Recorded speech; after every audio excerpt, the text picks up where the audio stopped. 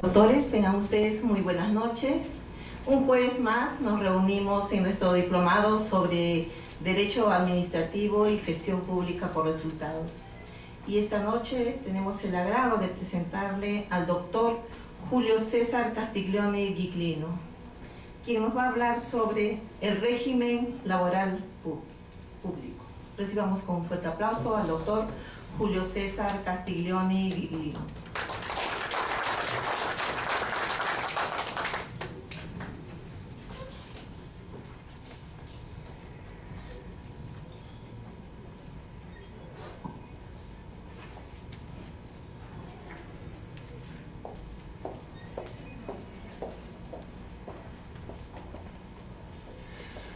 Bien, buenas noches amigos. El día de hoy he sido convocado para exponer con ustedes el régimen laboral público, la carrera administrativa, el régimen especial y beneficios. Traía dos diapositivas, pero se me han quedado en el vehículo. Regresar a sacarlos de complicados, sí se los voy a enviar por el correo correspondiente. Apenas llegué a la oficina, a la señorita, la habíamos preparado estas diapositivas, error de mi secretaria, no enviándoselo a ustedes.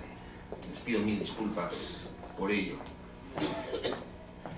En este diplomado de Derecho Administrativo y Gestión Pública, ustedes están viendo algo que en los últimos años se ha tornado bastante interesante, que es el trabajar, contratar o tener una actividad cotidiana con la administración pública. ¿Qué ha pasado?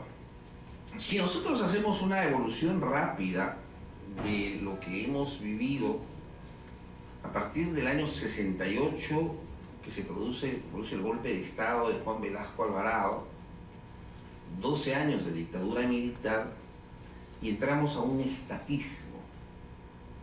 En el año 68 se confiscó todas las empresas internacionales, se desprivatizó y se hizo públicas las empresas privadas, y el sector público se ensanchó.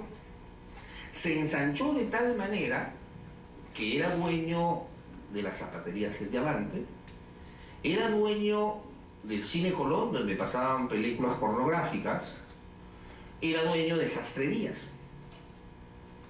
Y llegó un momento que el Estado creció de tal manera que todo dependíamos en el régimen estatal. Era también los años del estatismo, no olvidemos, los años 60, 65, 68, 70.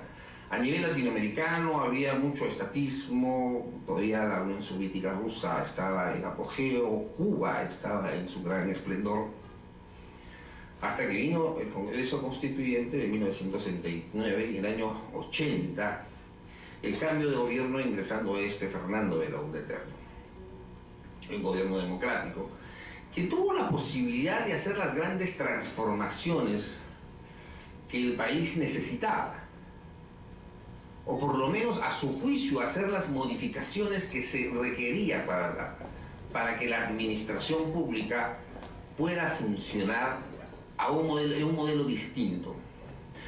No las hizo, pero sí tenía un buen argumento. ¿El argumento cuál era? El argumento era que veníamos de 12 años de dictadura militar.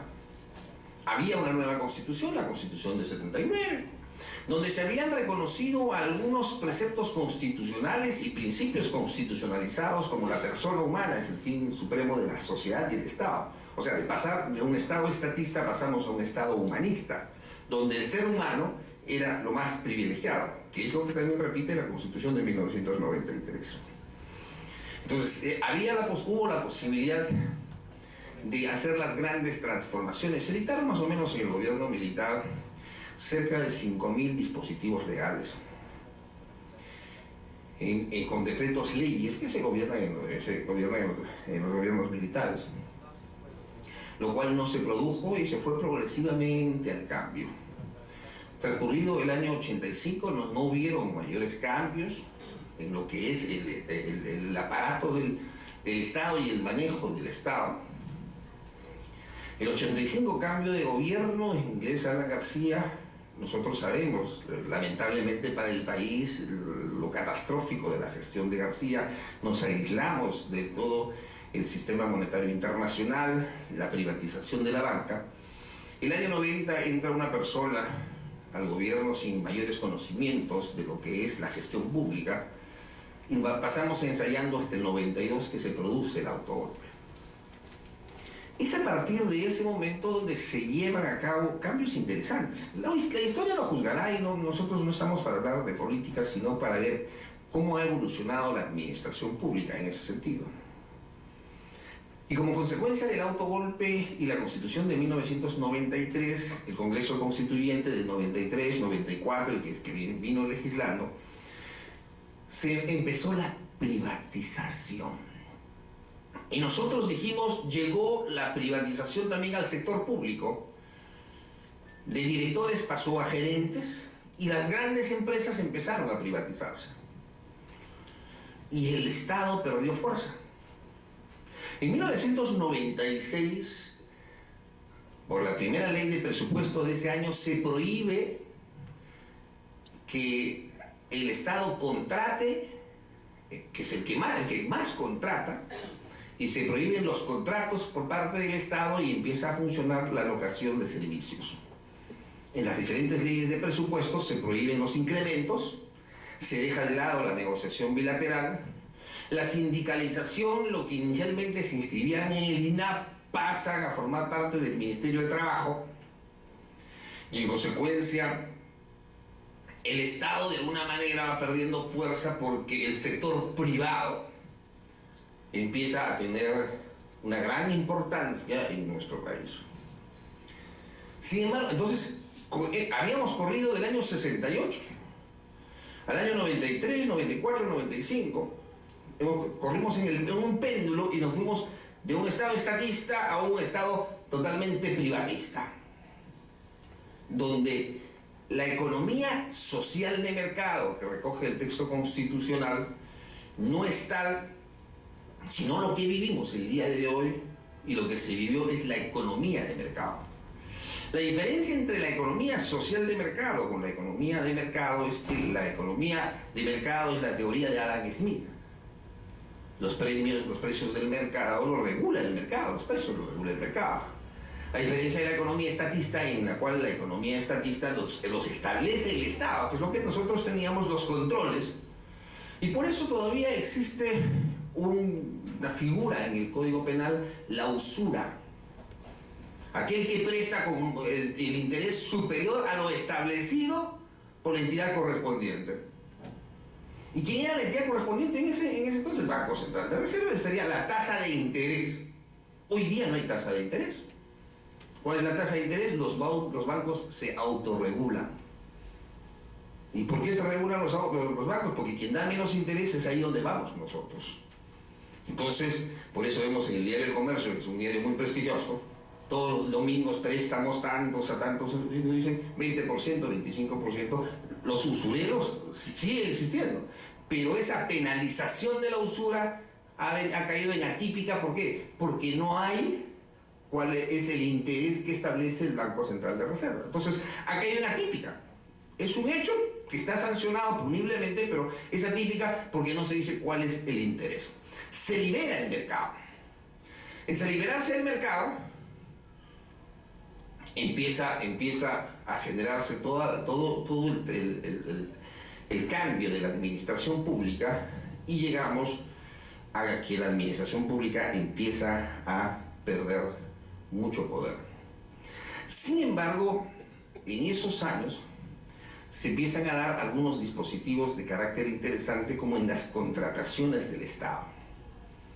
O sea, ¿por qué? Porque precisamente y se vienen las modificaciones en las leyes de contratación, los diferentes dispositivos de las contrataciones del Estado, porque un Estado inestable evidentemente no era sujeto de crédito de la banca internacional. Entonces nos habíamos trasladado inmediatamente de lo que es el estatismo a un estado donde era regido por la economía privada. En ese péndulo donde de un extremo corrimos a otro extremo,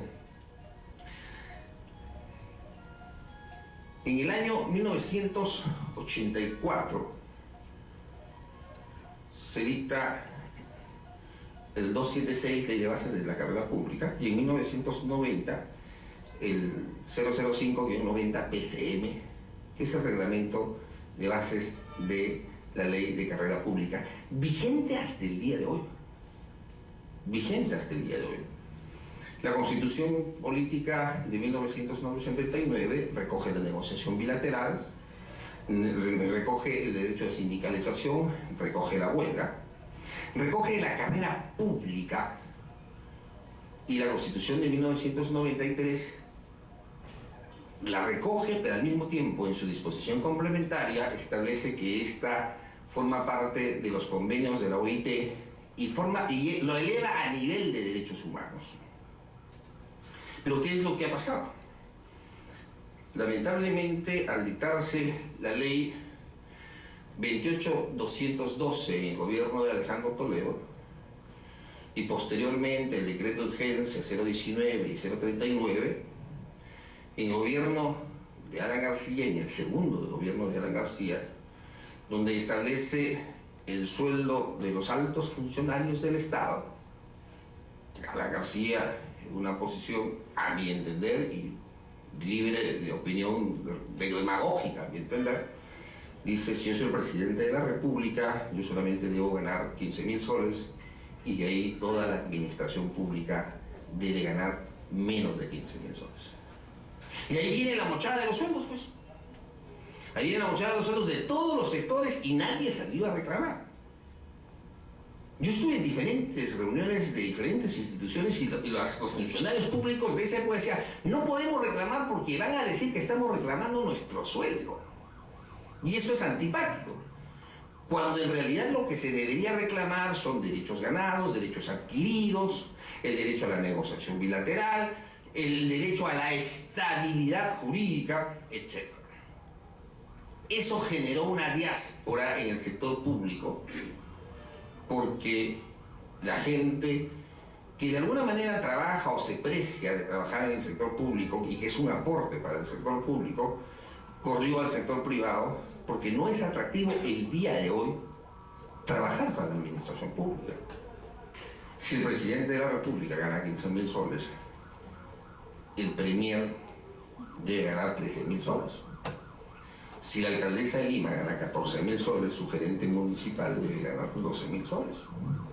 Y por eso hemos inventado todas esas formas. ¿Cómo le sacamos la vuelta a la ley? ¿Cómo le sacamos la vuelta a la ley? En el sentido de que en los congresistas los bonos por productividad, que se quisieron duplicar a 14.000 soles cuando eran 7.000 soles, y por eso llegan a sacar 23.000 soles.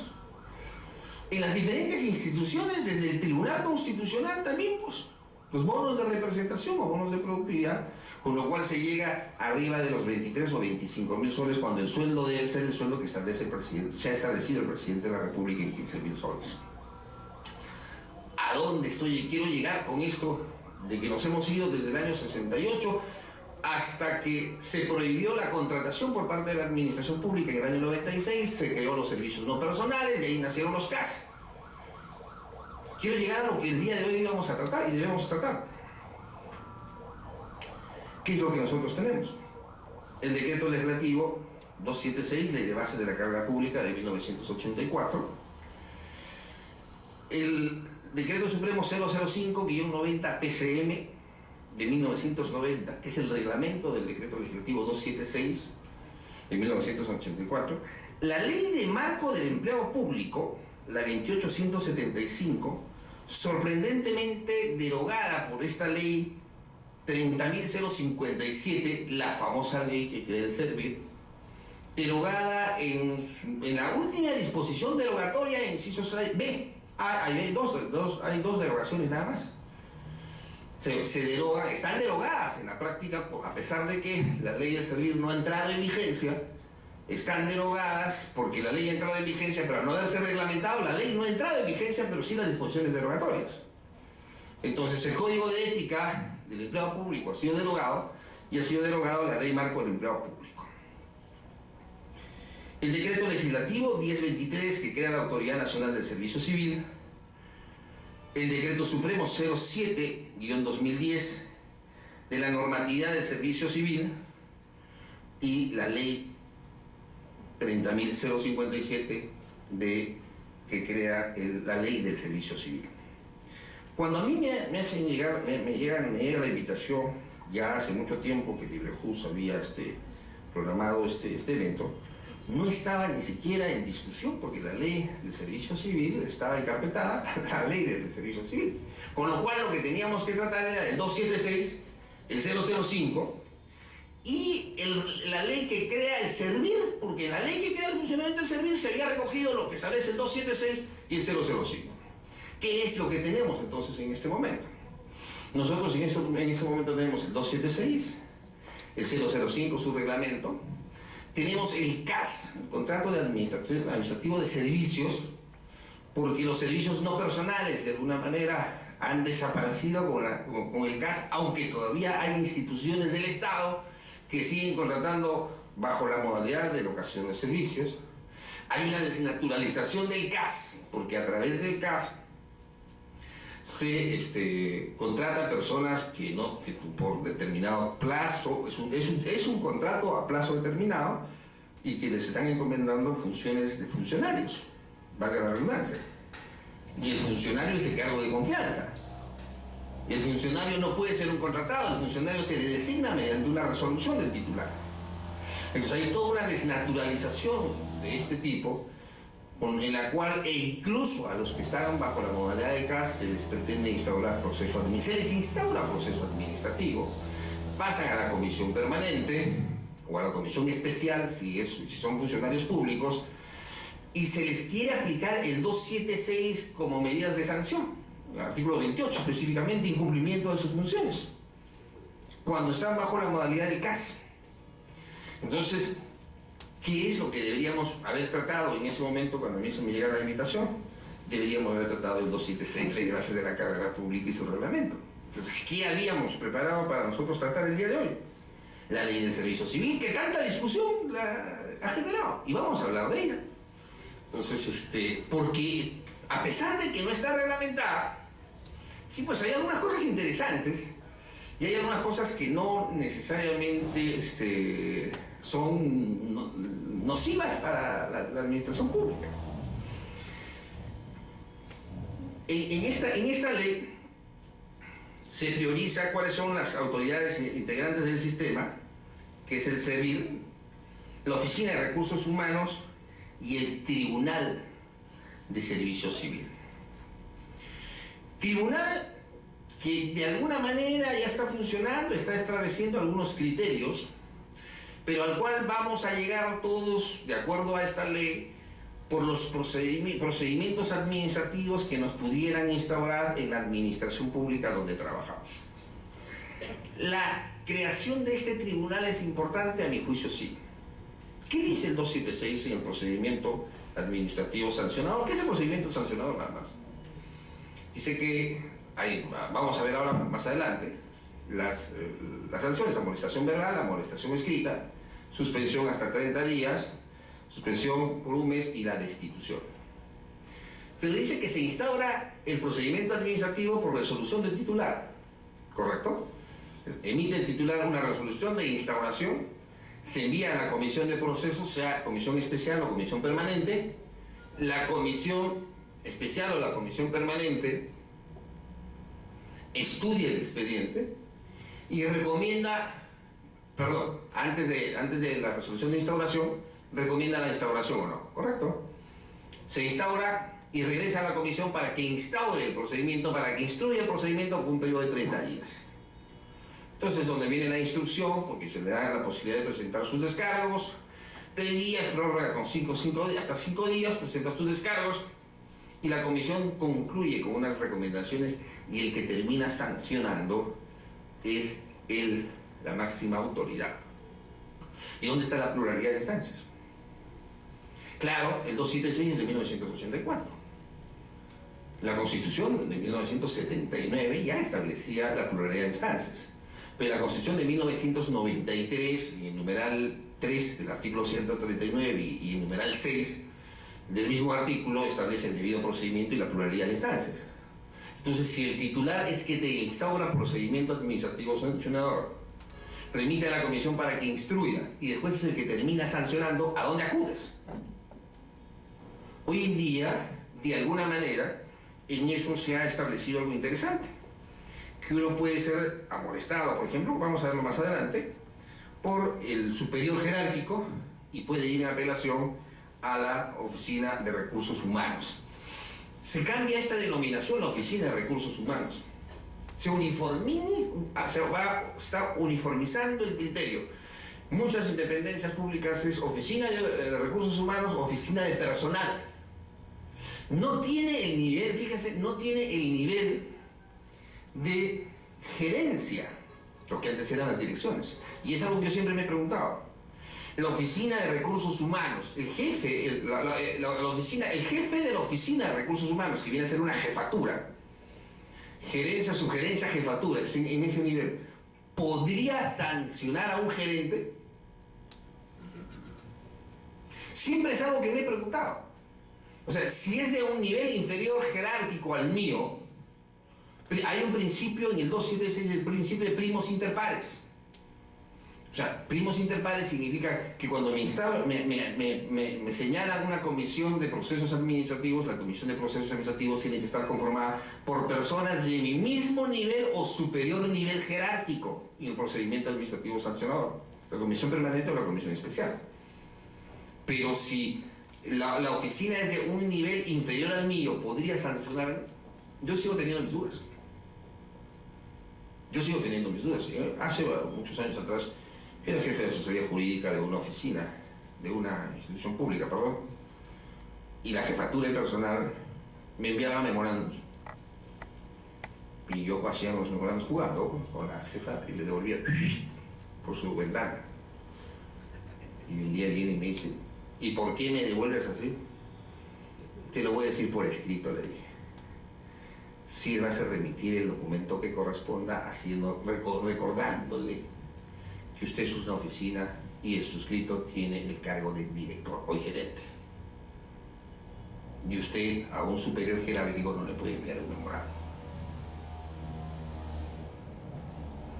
Entonces, la abogada se quedó confundida. Vino un día y me dijo, bueno, ¿hasta cuándo vamos a seguir peleando? ¿Tú qué estás peleando conmigo? Le dije, yo no. Bueno, vamos a ponernos de acuerdo. Me dijo, ok, pongámonos de acuerdo. Y verdad, pues. Porque si a mí me va a suspender o me va a llamar la atención, me va a mandar un memorando, una oficina de inferior jerarquía a la oficina del subgerente o del gerente, es una jefatura, la oficina está a cargo, en consecuencia no tiene el nivel jerárquico. Yo siempre he creído de que las oficinas de personal o las oficinas de recursos humanos deben ser gerencias o lo que anteriormente se llamaba direcciones. La Autoridad Nacional de Servicio Civil, muchos han insistido como parte del presidente de la República en la creación de la escuela de formación de gerentes. Eso lo vamos a ver en 2 o 3 años más, o sea, no es nada de inmediato. Yo creo más en lo que se habla en esta ley. Muy ligeramente yo creo más en la capacitación de las personas que están dentro de la administración pública. ¿Por qué necesitamos, antes de entrar a desarrollar rápidamente esta ley de servicio civil, por qué necesitamos fortalecer la administración pública? Hay que aprobar, hay que discutir una nueva estructura del Estado, sí. Pero ¿por qué necesitamos fortalecer la administración pública? El presidente de la República, con gravísimo error, ha criticado a la administración pública diciendo este Estado panzón, que no llega a ningún sitio, que es ineficiente. Cierto, todos cuando vamos a la administración pública nos quejamos. Porque los que trabajamos en la administración pública, yo soy un proveedor de servicios de la administración pública, yo soy asesor, le vendo servicios de la administración pública y tengo que preocuparme que la administración pública sea eficiente. Si no, mi orden de servicio no sale, si no, mis procesos no salen. ¿Por qué tenemos que preocuparnos que la administración pública sea eficiente? Porque si la administración pública no es eficiente, ni siquiera la inversión privada va a fluir. Los procesos de selección, las licitaciones, los concursos públicos, las adjudicaciones, tan criticados por todos, por la ley de contrataciones, ¿ok? Por los vacíos de la ley. Si es que la administración pública no lleva a cabo los procesos, si la administración pública no elabora las bases, si no se designa al comité especial, si no en las OPIs no se hacen los proyectos, si no se hacen los perfiles, el sector privado no va a poder participar en lo que es la administración pública, en lo que es el gasto de la administración pública. La administración pública se ha convertido en los últimos años, cuando ya hemos regresado de la privatización, y estos años se ha convertido en interesante por la bonanza económica. Yo no voy a decir que seamos millonarios, sino porque la administración pública está invirtiendo, porque lo que gasta la administración pública no es un gasto, pues es una inversión, está invirtiendo más que antes, hay dinero. Y como hay dinero, tenemos que hacer que la administración pública sea eficiente. Y el presidente de la República se equivoca tajantemente cuando critica al Estado. Él no se ha dado cuenta que él es la cabeza del Estado. Y lo que al criticar al Estado se están metiendo balazos a las manos y a los pies. Yo, presidente de la República, soy la cabeza, soy el primer funcionario del Estado. Y para que ese Estado panzón sea eficiente, más allá que él solamente corra, tengo que hacer correr a todos los funcionarios. ¿Y cómo hago correr a todos los funcionarios? Por ejemplo, desde 1996 no hay el pago de las horas extras. Cierto que se eliminaron las horas extras porque nosotros, Pepe Vivo, le sacábamos la vuelta. El último que salía marcaba la tarjeta de todos. No nos vamos a engañar. Oye, me marca la tarjeta. Pero hoy día con tanta tecnología, las cámaras y todo lo demás, se puede grabar, pues, quién es el que marca la tarjeta. Hoy día hay estas tarjetas con las que uno sube, pues, al metropolitano, sube al tren que nos lleva a Villa El Salvador. O sea, hay tenemos mecanismos más sencillos de verificación si el que está firmando eso, la hora de ingreso y la salida, es el titular, basta con el código, y se codifica con su código, pone su código y ya está, marcó su ingreso. Entonces, desde 1996, donde se prohíbe todos los incrementos, no hay lo que son el pago de las horas extras. Desde 1906 en adelante, no hay los concursos públicos para el ingreso a la carrera pública. Se dijo, en 1996 se dijo, el Estado ya no debe engrosar, ya no debe crecer. Sí, pues, pero el que más contrata es el Estado. Pero tenemos la ley 24041 de 1984, dictada en el gobierno del arquitecto de León de Terry, y la 24041, que nos dice que después de haber trabajado un año en forma ininterrumpida, gané el derecho a la estabilidad laboral, ¿o no? ¿Y por qué nadie se atreve a derogarla? Ni siquiera esta ley, me he tomado el trabajito de revisarla. ¿Y por qué nadie se atreve a derogarla? Claro, ley posterior derogar la ley anterior. ¿Pero por qué nadie se atreve a derogarla? Fácil, porque todos los gobiernos, sea desde el gobierno nacional, gobierno regional y gobierno local, le crean el régimen a la autoridad o a su amigo. Oye, yo me voy, pero voy a dejarte el memorándum, llamada de atención, estás en casa, estás por locación de servicios. Bajo cualquier modalidad, en el derecho laboral no interesa lo que diga el contrato. Hay un principio, el principio de la primacía de la realidad. Tú me demuestras que tenías un régimen, que tenías subordinación, que tenías dependencia, te creé el régimen. Yo, ¿ok? Yo te creé el régimen, yo administración. Entonces por eso nadie lo deroga, pues. Y nadie lo deroga porque voy a dejar a los míos, le voy a crear el régimen a los míos para que puedan ingresar a la administración pública después de irse a un proceso judicial. Y el Tribunal Constitucional, en ese sentido, tiene sentencias bastante dispares. En unos casos ha dicho que ganaron el derecho al año, en otros casos han dicho que el CAS es constitucional, ¿cierto? Pero también han dicho que el CAS ha sido desnaturalizado y que al haber sido desnaturalizado ganaron su régimen especial. En un 728, que es el régimen privado también, después de la persona trabajó después de 3 meses, el Tribunal Constitucional ha dicho que ganó su derecho a la estabilidad laboral. Entonces, retrocediendo, ¿por qué necesitamos revalorar la carrera pública? Necesitamos revalorar la carrera pública porque tenemos que dejar de lado ese criterio nocivo. O sea, las autoridades, los gobiernos en su conjunto tienen que dejar de lado ese criterio nocivo que existe de que yo voy y llevo mi gente. Porque hay un valor agregado en la gente de planta. Yo sé que hay muchos que están esperando las 4 de la tarde para marcar su tarjeta e irse a su casa. Porque no hay estímulos, pues. La capacitación de la que se habla en la nueva ley de servicio civil. La administración pública, ¿cuánto invierte en capacitar a sus funcionarios, a sus trabajadores? El 276 habla de la capacitación. La mayoría de ustedes que quieren capacitarse lo hace con sus recursos propios. Casi todos. Porque la administración pública no tiene un centavo para capacitarse. No hay horas extras, no hay capacitación, no hay años sabáticos para la investigación, no hay la promoción interna de los concursos internos. Entonces, se ha fijado un tope para los sueldos,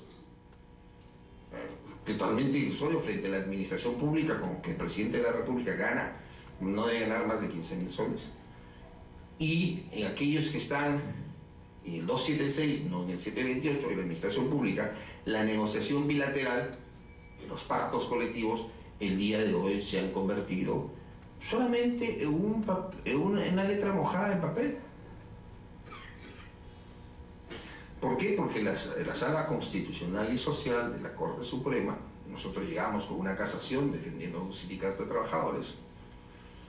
La Sala Social y Constitucional de la Corte Suprema se firmó el pacto colectivo, se firmó un incremento de 100 soles para todos los trabajadores, uniforme, etc. El titular no quiso firmarlo, pese a que está representado por los representantes del titular forman parte de la paritaria. Entonces, presentamos una demanda de cumplimiento para que lo pueda firmar. Y por eso la Sala Social y Constitucional de la Corte Suprema llegó a la Sala Social y Constitucional de la Corte Suprema y dijo de que el pacto colectivo se debería respetar en todos sus extremos, menos en el aumento, en el incremento. O sea, ¿qué negocias ahora? La canasta de Navidad, el uniforme, ni siquiera el incremento por costo de vida. Y ni siquiera la bonificación de julio y de diciembre. O sea, debes percibir los 300 soles que establece el gobierno nacional. ¿Por qué?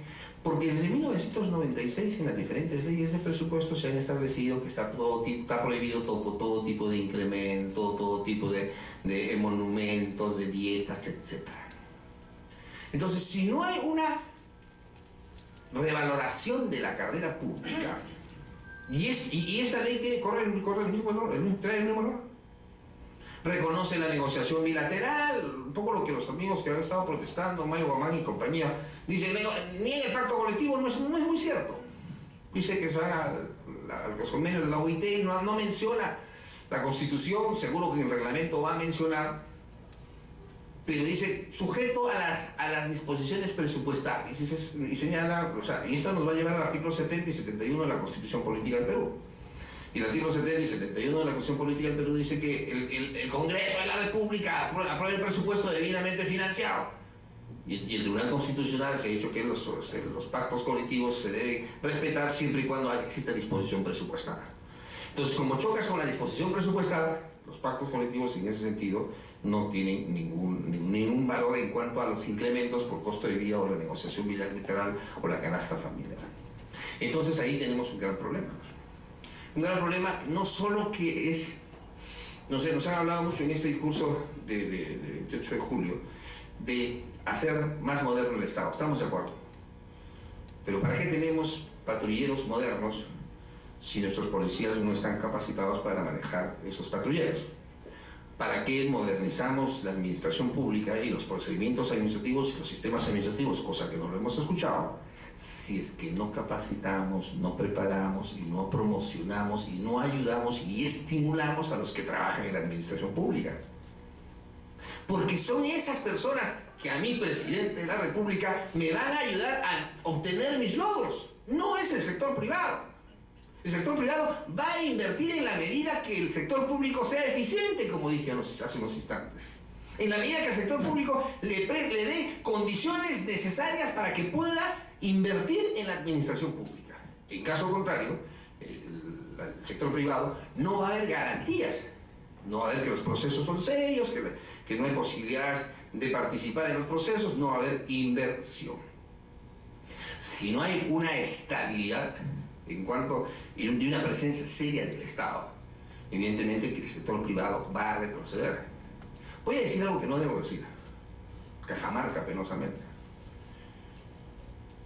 Ustedes me dirán, usted señor Castiglione es prominero. No, señor, yo soy serrano, soy guaracino. Soy serrano y mestizo y migrante. Por supuesto que hay que defender lo nuestro.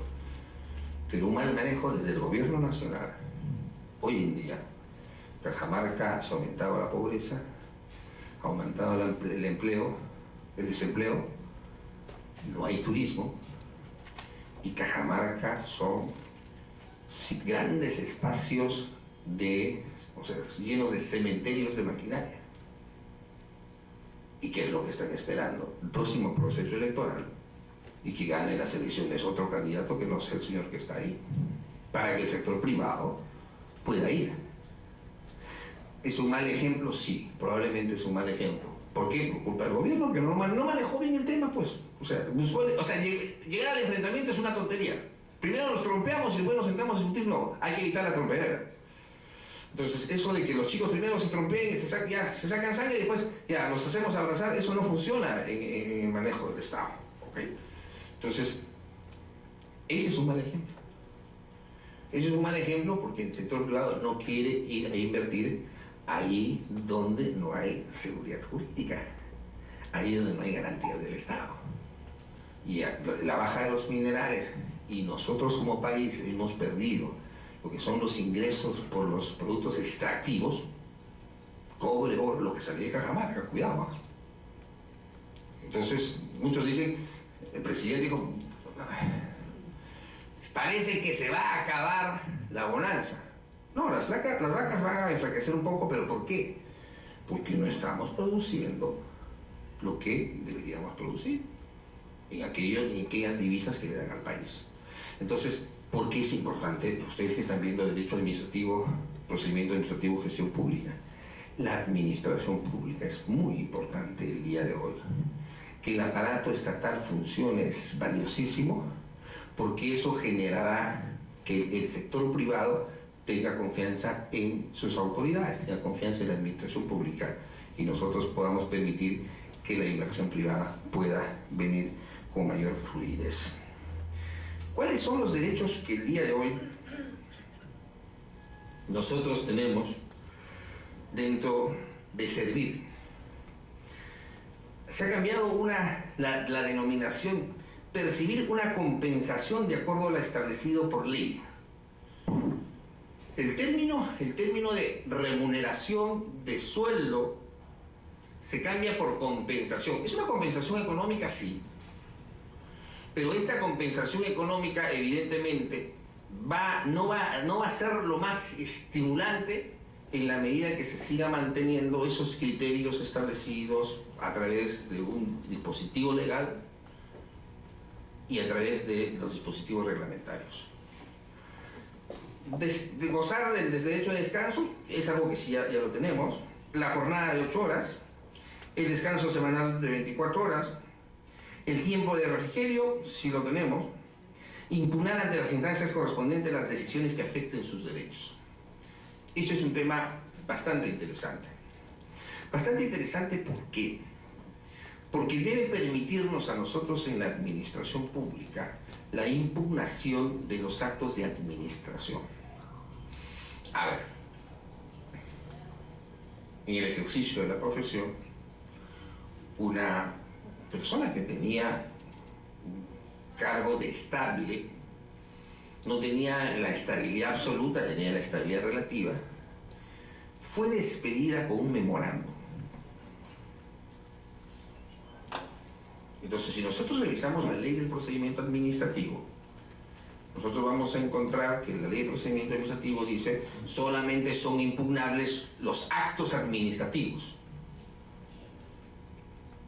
Y dice los actos de administración interna no son impugnables en el artículo número 1. ¿Y un memorándum qué cosa es?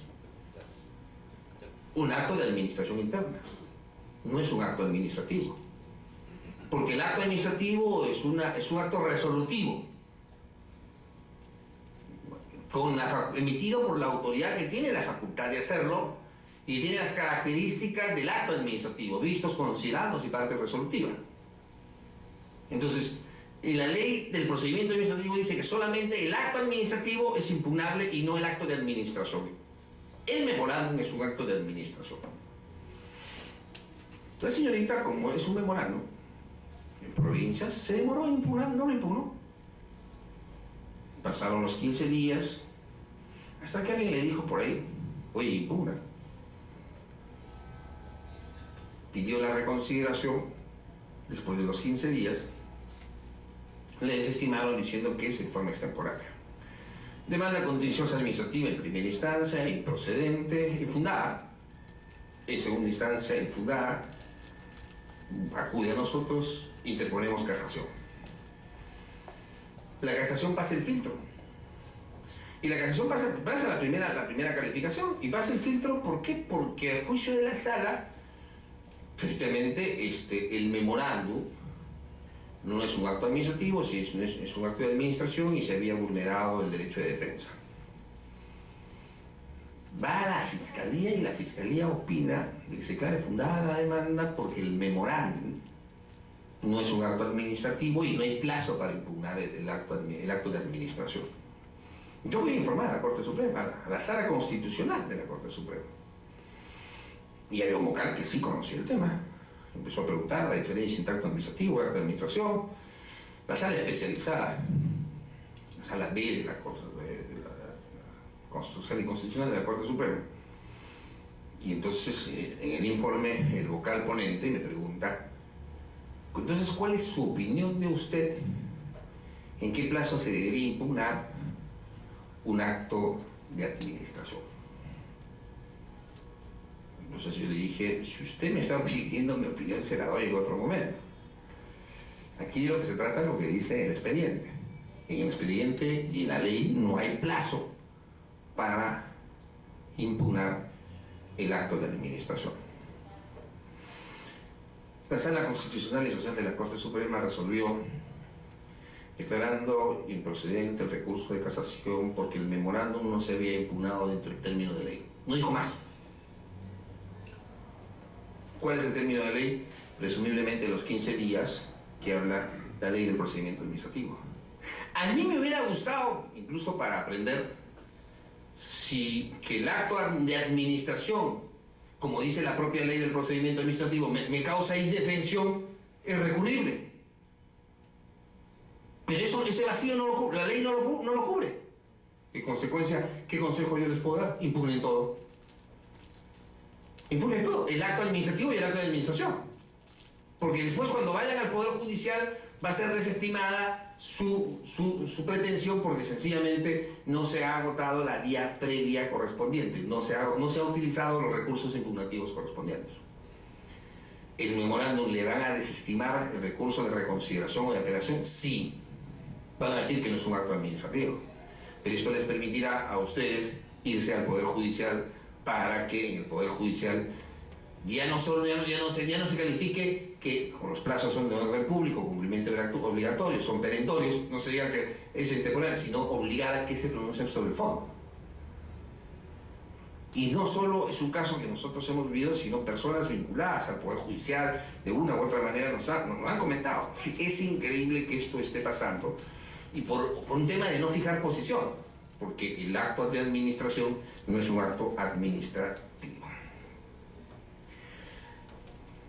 La seguridad social, la docencia. Este es un tema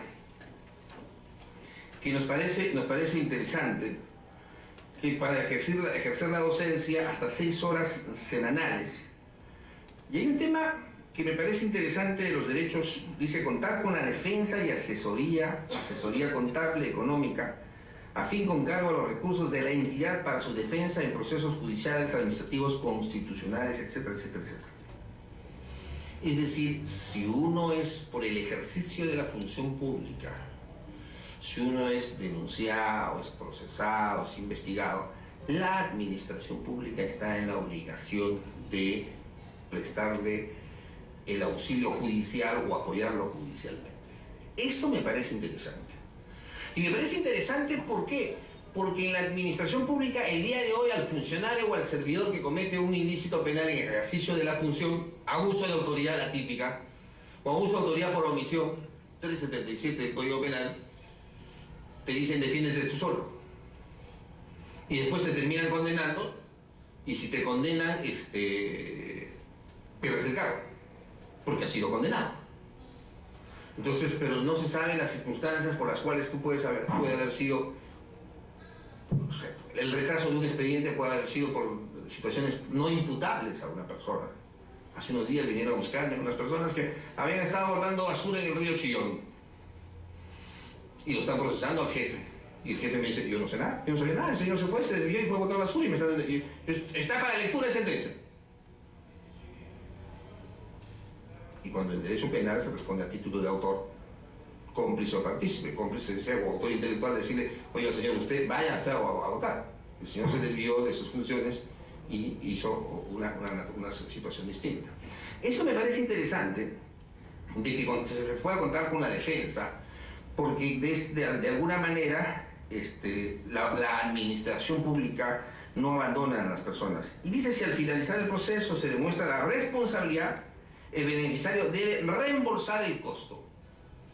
No me parece mal. O sea, que la administración pública te apoya, sí, pero si después se demuestra que hay una responsabilidad tuya en cuanto a la comisión del ilícito penal, tienes que reembolsar. Aquí lo que se tendrá que ver en la discusión, se tendrá que ver es cómo se asegura el reembolso. Se tendrá que retenerse, no en forma arbitraria, sino de alguna manera la compensación de tiempo de servicio, aunque esta se deposita, o algún beneficio que tenga acceso a la administración pública para evitar de que la persona no pueda cumplir con el reembolso. El plazo de prescripción. El plazo de prescripción de cobros por ingresos, beneficios sociales y otros derechos de la compensación económica es de 4 años. O sea, aquí ya se está estableciendo de que si yo por alguna razón no he reclamado mis derechos de orden laboral, se está estableciendo que prescribe a los 4 años. Y en otros casos, no puede superar más allá de los 6 meses. ¿Cuáles son las obligaciones que nosotros tenemos? O sea, en el 276 tenemos cerca de 6 obligaciones: no hacer proselitismo político, concurrir, no faltar a sus funciones, concurrir de forma permanente a su centro de trabajo. Aquí nosotros encontramos un listado aproximadamente de hasta la N. Cumplir diligentemente los deberes y funciones, privilegiar los intereses del Estado, informar adecuadamente a sus superiores de cualquier circunstancia. Eso de informar oportunamente a sus superiores de cualquier circunstancia es una causal de sanción en la ley del procedimiento administrativo. Aquel que no proporciona la información a su superior jerárquico puede ser sometido a un proceso sancionador disciplinario.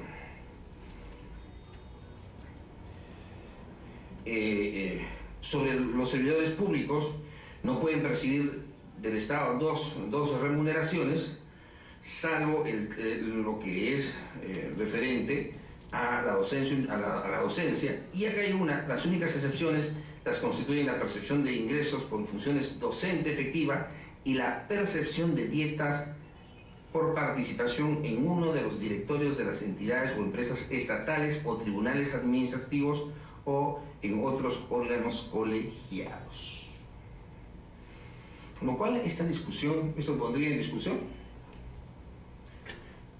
Dice, percepción de dietas, participación en los directorios, entidades, empresas estatales, tribunales administrativos, en órganos colegiados.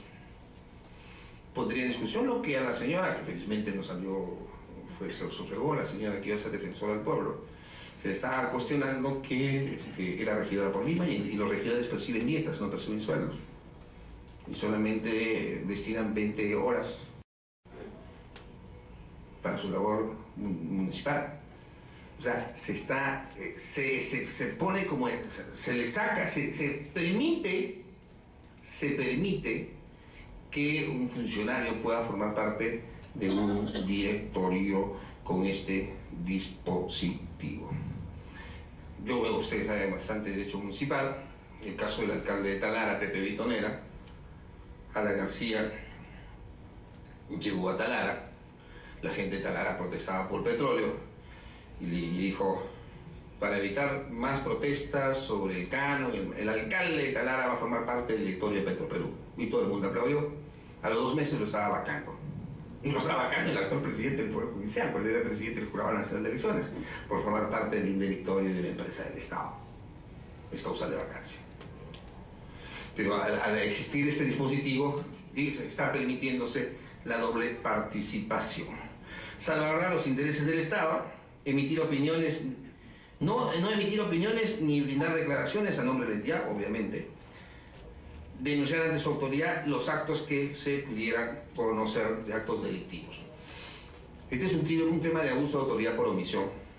Un tema de abuso de autoridad por omisión en que toda aquella persona que forma parte de la administración pública, lo establece el 276 el día de hoy también, en que si conoce de la comisión de un ilícito penal, está en la obligación de informar a su superior o en su defecto de formular la denuncia penal correspondiente. Lo normal es informar a su superior jerárquico y para que el superior jerárquico tome las medidas correspondientes. Pero evidentemente el informar tendría que hacerlo por escrito, porque si en la administración pública uno de los principios fundamentales de la administración pública es la escritoriedad. Por eso todo se hace por escrito. Nuestros errores quedan por escrito. Y en consecuencia, al hacerse todo por escrito, es una garantía de que no. Lo que se dejó de hacer por alguna negligencia está plasmado, que nunca se hizo. Y lo que hice y no se tomaron las medidas correspondientes también queda plasmado en el documento para salvar alguna situación que se pudiera generar más adelante. La neutralidad y la imparcialidad. Los contratos con la entidad.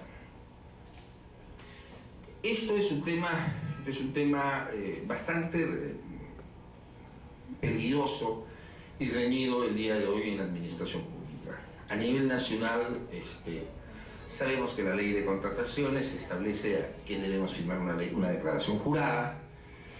Sabemos que hay impedimentos hasta el 4º grado de consanguinidad, según una afinidad, pero no se toman los deberes de cuidado tanto del comité especial ni de los postores. Terminan postulando incluso personas que están prohibidas de postular en la administración pública. La legislación del día de hoy, el 276, prohíbe que los que trabajaron para la administración pública están prohibidos de trabajar o contratar con esa entidad hasta pasado un año. Incluso de litigar, si en caso pudieran ser abogados, con esa misma entidad.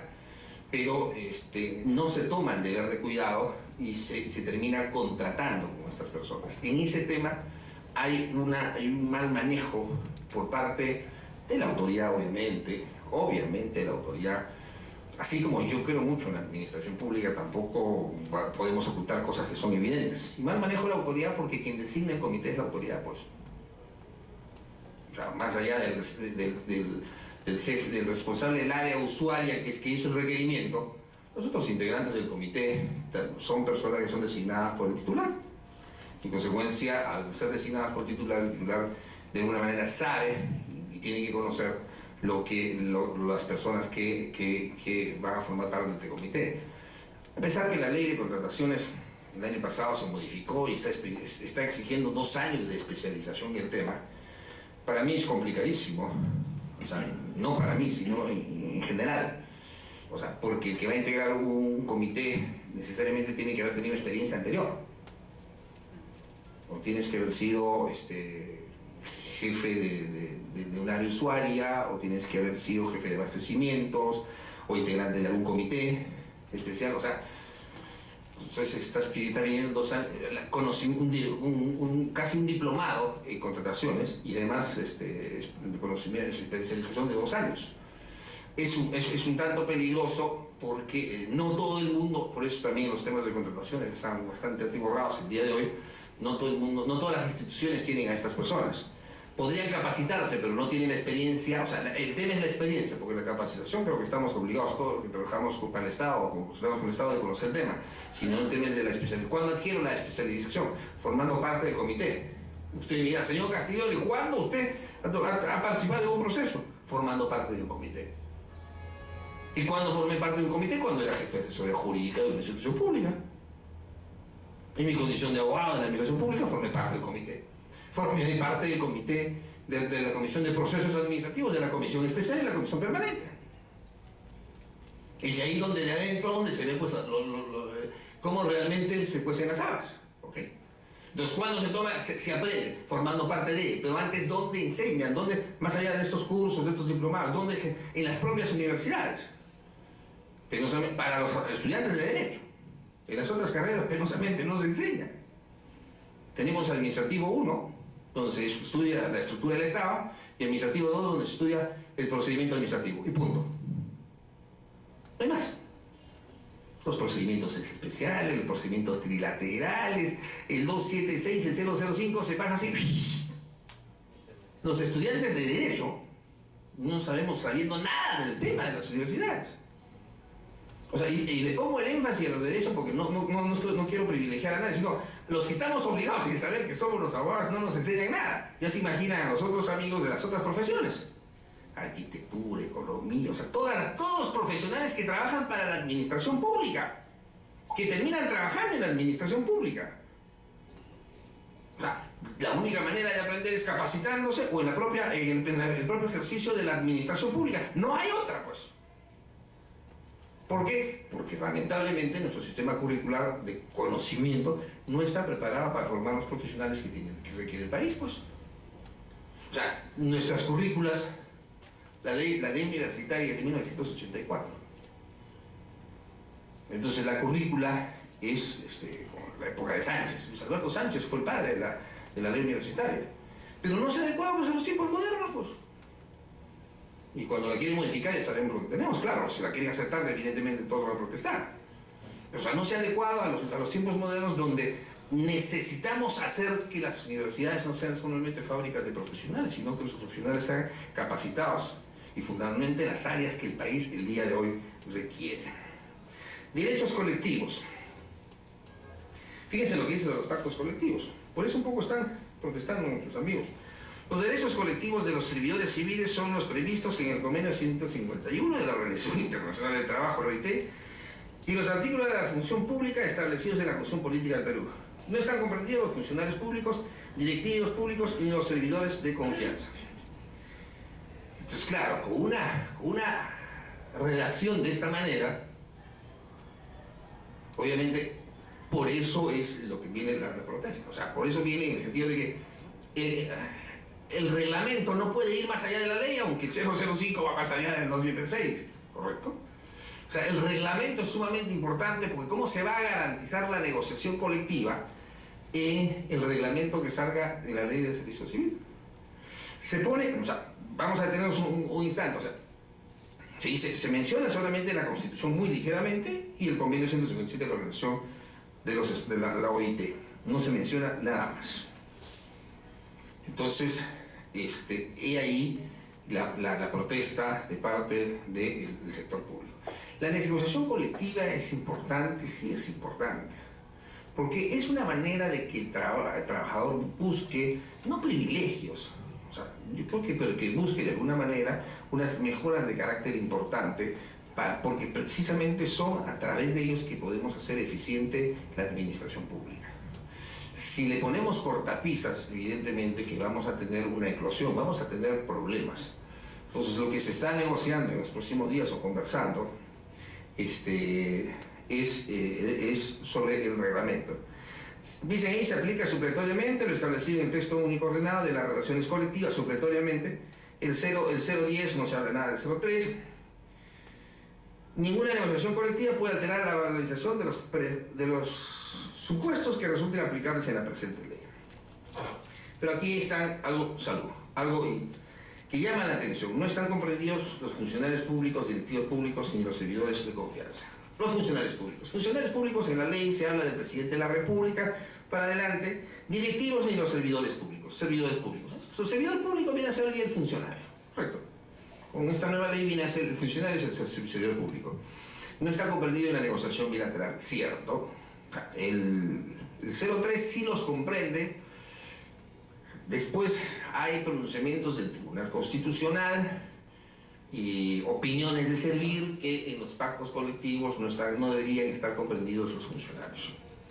Hoy funcionarios, servidores con la nueva ley de servir. La pregunta es, si a través de la negociación bilateral los trabajadores de planta, los estables, buscan mejorar sus condiciones laborales, ¿correcto? ¿Cómo hacemos para mejorar las condiciones laborales de los servidores funcionarios? Estamos creando un problema serio.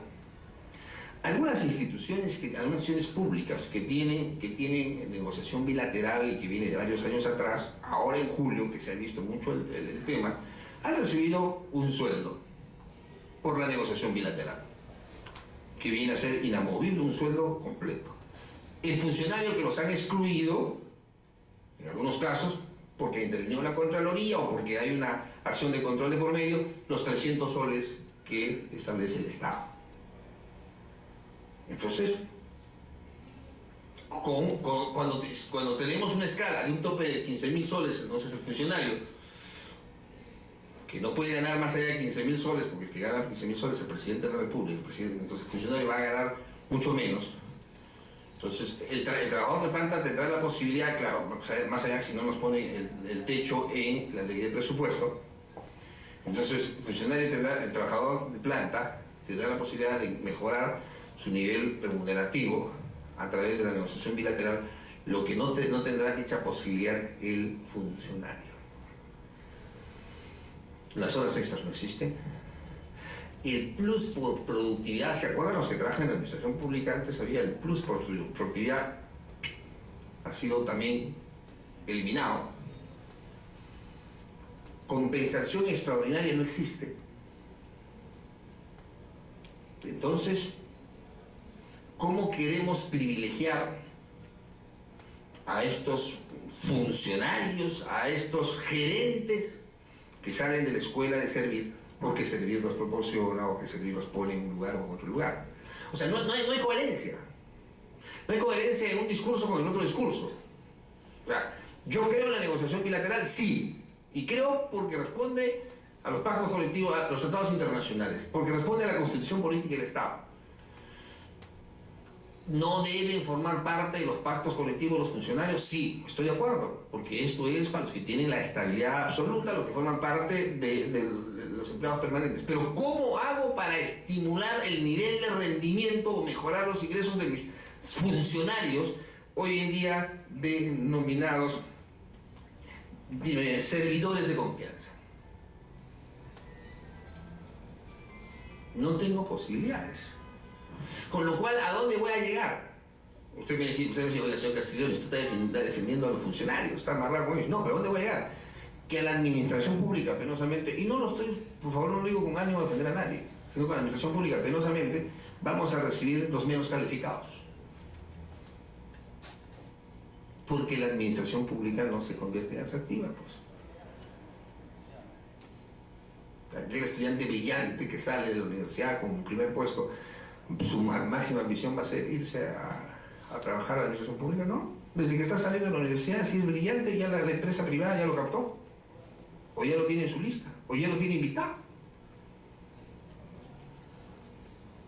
Entonces, cuidado con lo que estamos diciendo. O sea, tenemos que hacer atractiva la administración pública, no solo en la simplificación de los procedimientos administrativos, no solamente en votar una nueva estructura, sino en ver cómo promocionamos y revaloramos la carrera pública y a los funcionarios públicos.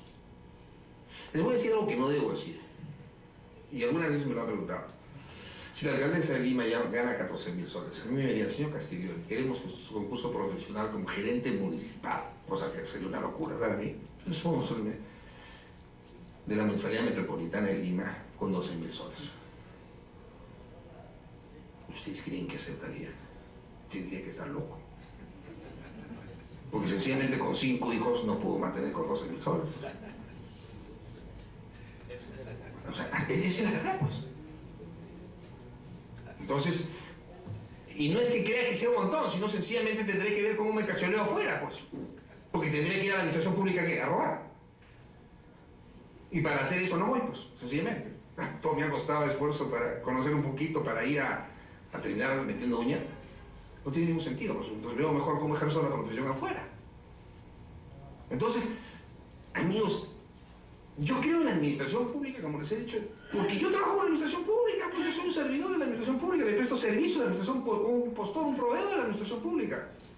Pero si no alentamos a la administración pública, enseño derecho administrativo, si no invertimos en la administración pública, si no invertimos en el trabajador, si no capacitamos al trabajador, si no le damos la posibilidad de ascender años, hay personas que cumplen sus 25 años, no, esperan no llegar a los 30 y se quieren ir. Más gano en mi casa, dicen. ¿Pero por qué? Porque la administración pública penosamente está enquisolada, está sentada. Y nadie mira a la administración pública. Miras al frente, miras a la empresa privada, pero no miras lo que tienes en tus manos, no miras con lo que trabajas. Y lo que trabajas son todos los integrantes de la administración pública.